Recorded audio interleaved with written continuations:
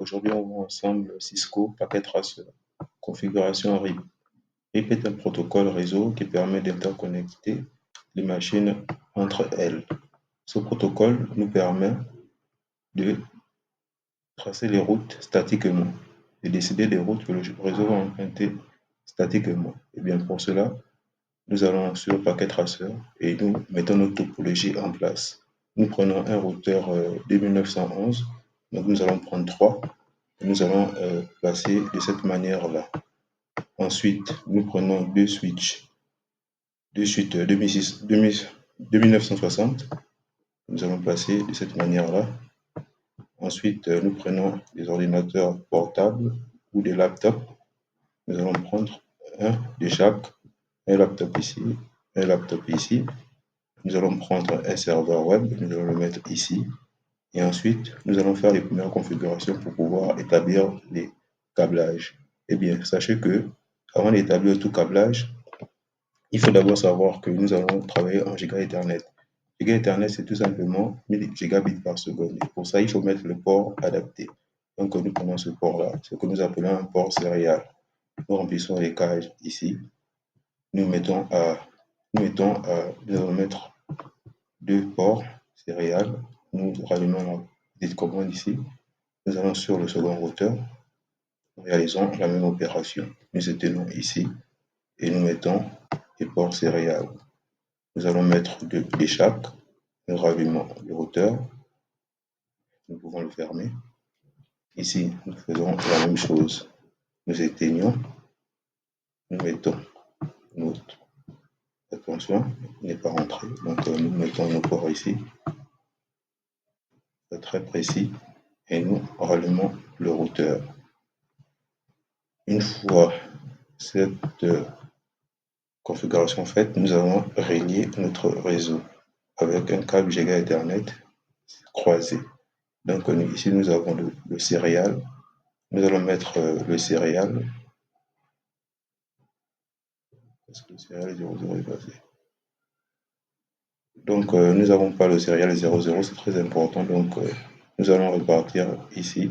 Nous allons éteindre le routeur. Nous allons ajouter des ports réseau pour avoir le serial 00 aussi en même temps. Donc nous l'éteignons, nous retentons pour voir si tout y est et nous pouvons voir que nous avons les serial 00. Donc nous allons de nouveau, nous mettons les ports serial. En fait au début je me suis dit que les 00 étaient ici et ici c'était la continuité. Or c'était le contraire.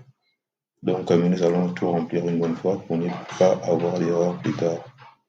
Donc nous rajoutons ici nos ports serial.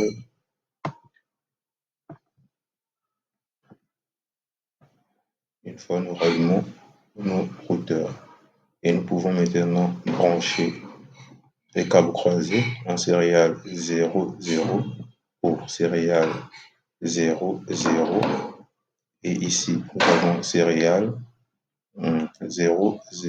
Nous allons mettre le 0010 et nous allons mettre ici sur le serial 00. Nous allons brancher nos switches avec les câbles droits et nous mettons un Giga Ethernet. Nous mettons sur le F Ethernet. Nous mettons ici aussi, donc face Ethernet 2 pour face Ethernet 0. Nous allons faire la même opération de ce côté. Nous avons mis en Giga Ethernet pour face Ethernet. Nous avons mis ici pour et nous allons régler notre serveur à notre switch pour face Ethernet 3. Et nous venons ici, nous mettons notre. Et bien les amis, voilà notre topologie. Et bien, avant d'aller plus loin, nous allons commencer à configurer, mettre les adresses réseau. Donc ici, nous avons l'adresse réseau 192.168.12.0. Et ici, nous avons l'adresse 192.168.13.0. Ici, nous avons ensuite l'adresse. Nous allons mettre ce réseau-là ici, plus de caractères, 192.168.20.0. Ici, nous avons le point 40. Point 40, oui, point 40, nous allons mettre 192.168. Nous avons le point 40.0. Donc ici, nous avons l'interface, il va prendre le 1. Ici, il va prendre le 2. Ici aussi, il va prendre le 1. Ici aussi, il va prendre le 2. Donc, pour cette première configuration-là, nous y sommes. Donc, nous allons tout simplement sur notre premier routeur. Nous allons donc nous rentrons ici dans notre premier routeur. Nous partons CLI. Nous mettons tout simplement nous écrivons ici enable. Nous écrivons conf t. Ici, nous écrivons interface. C'est réel 0/0/0. Une fois dans l'interface, nous mettons IP à adresse, nous appelons la commande 192. Nous mettons notre adresse réseau de départ 12.1.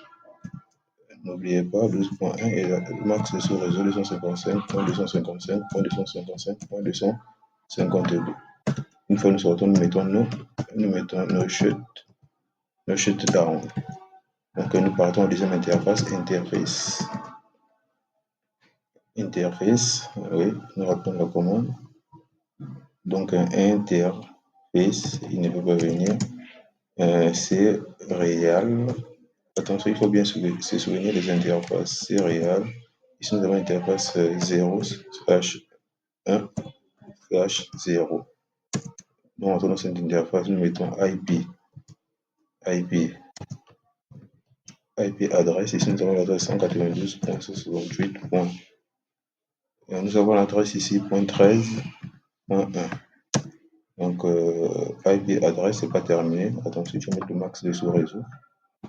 255.255.252. Une fois c'est bon, nous mettons nos shutdown. Nous appelons la commande no shutdown. No shut. OK.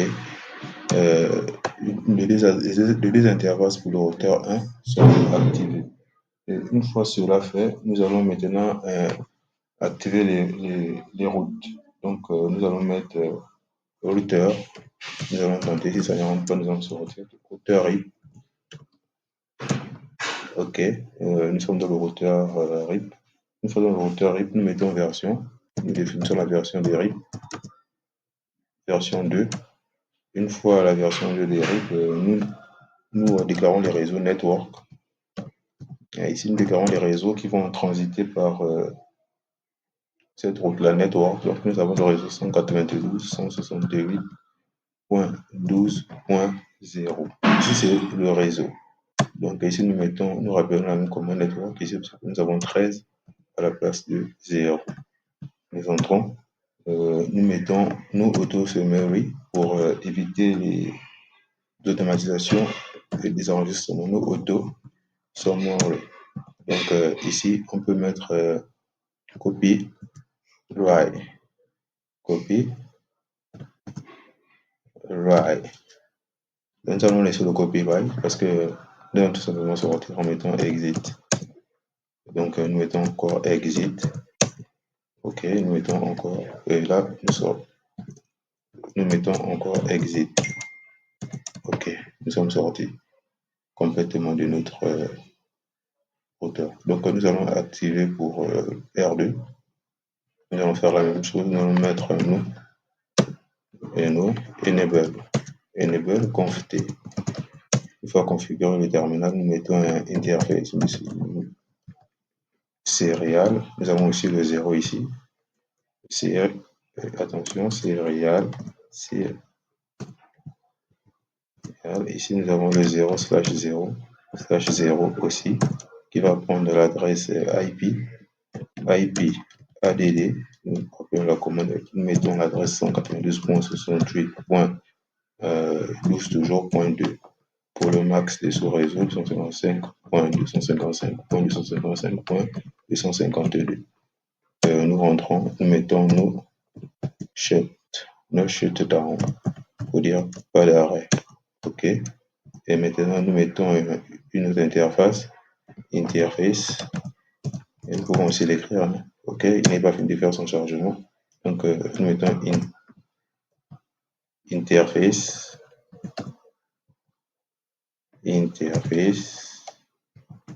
Attention, interface.